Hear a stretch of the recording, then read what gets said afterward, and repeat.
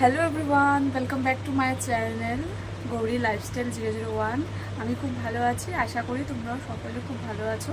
তো দেখো, স্নান টান করে রেডি হয়ে নিয়েছি, এখন যাব মন্দিরে। আজকে তো সোমবার, তার মধ্যে শ্রাবণ মাস, এর জন্য আদ্রিককেও স্নান করানো হয়ে গেছে। আমার যা কাজকর্ম ছিল, বাসে কাজকর্ম যা ছিল সব হয়ে গেছে, এখন শুধু মন্দিরে যাব। তো চলো আজকের ভিডিওটা এখান থেকে স্টার্ট করছি।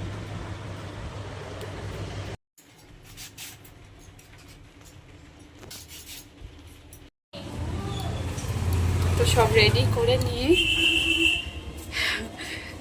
এখন যাচ্ছি মন্দিরে। বৃষ্টি পড়ছে, পুরো বৃষ্টি পড়ছে। এভাবে ক্যামেরা নিয়ে ভিডিও করাটা অসম্ভব, তাও করতে হবে।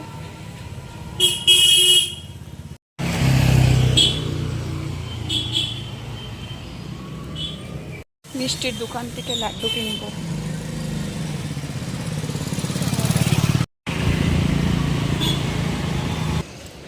আমি এখন মিষ্টি নেব, মানে মিষ্টি নিইনি আর কি, লাড্ডু নেব। গণেশ মন্দিরেও আছে ওখানে, ওর জন্য লাড্ডু নেব। তো একটু সন্দেশ নিয়ে নিলাম দুটো ঠাকুরের জন্য, গণেশ মন্দিরও আছে ওখানে, এর জন্য মন্দিরের দিকে যাচ্ছি। বৃষ্টি পড়ছে।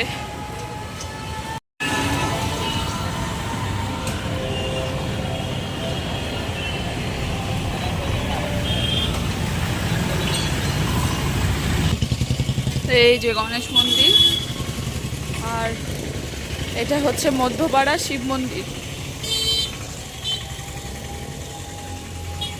মানে তেজপুরে আর কি। তেজপুরেই মধ্যপাড়া বলে একটা জায়গা আছে, তো ওখানেই আমি আজকে আসছি, এখানেই আমি আসছি।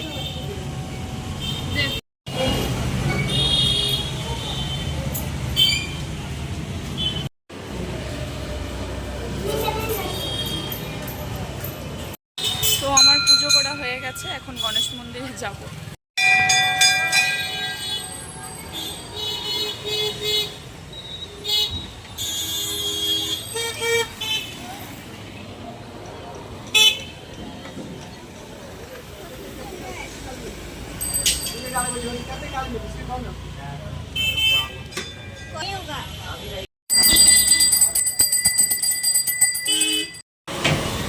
হয়ে গেছে পুজো করা, একটু গণেশ মন্দিরেও পুজো করলাম।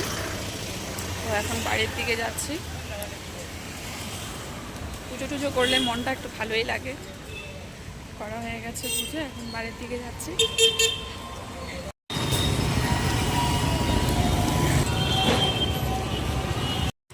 তো বাড়িতে চলে আসলাম।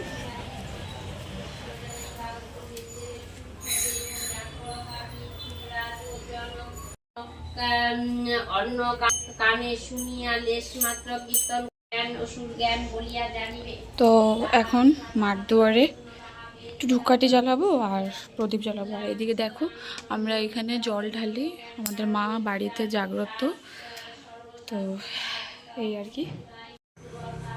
তো একটু মাঠ দুয়ারে জল ঢালবো, জল ঢালে একটু ধূপকাঠি জ্বালাবো আর একটু প্রদীপ জ্বালাবো।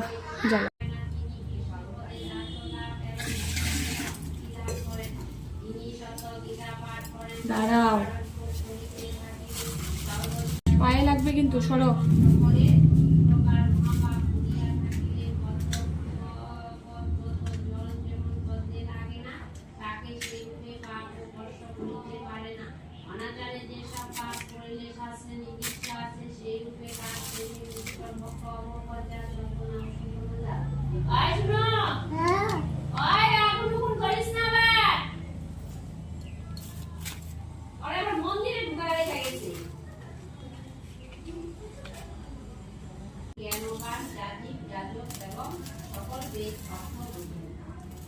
যেখানে গীতা পুস্তক থাকে ও নিত্য পাঠ হয়, সেখানে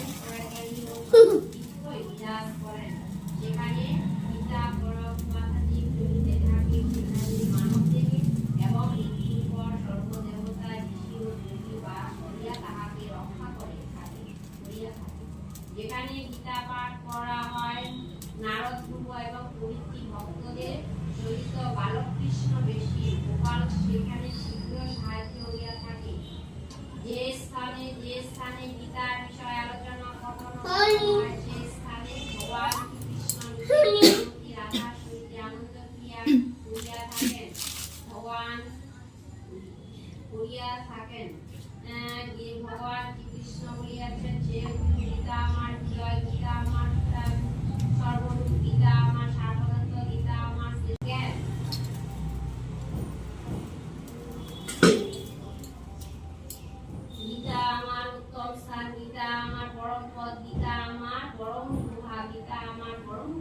পিতার আশ্রয়ে আমি থাকি, পিতা আমার পরম যুবক, পিতার জ্ঞানে আশ্রয় করিয়া আমি দৃঢ় পালন করি। পিতা আমার পরম প্রভু, তিনি শ্রেষ্ঠ বিদ্যা, এই বিষয় ইহাই অর্ধমাত্র অনিবার্য পদাধিকা। হে অর্জুন, গুহা গীতা মন্দির থেকে এসে একটু মার দুয়ারে পুজো করলাম। পুজো করার পর আদ্রিককে খাওয়ানো হয়ে গেছে, আদ্রিককেও খাইয়ে দিয়েছি, কারণ ও সকালবেলার দিকে একটু ভাত খায় এর জন্য। আর এখন একটু সকালে আমি রুটি খাবো, রুটি খাওয়ার পর রান্নাবান্না বসাবো। আরে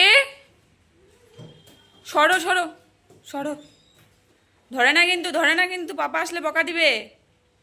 মার দুয়ারে পুজো করার পর আদ্রিককে খাওয়ালাম, খাওয়ানোর পর এখন মা রান্নাঘরে গেছে পুজো করে। তো পুজো টুজো করা হয়ে গেছে, আর এদিকে মা রুটি আর কলা দিল আর লাল চা করেছে। এখন এটা খাবো, তারপর রান্না বান্না বসাবো।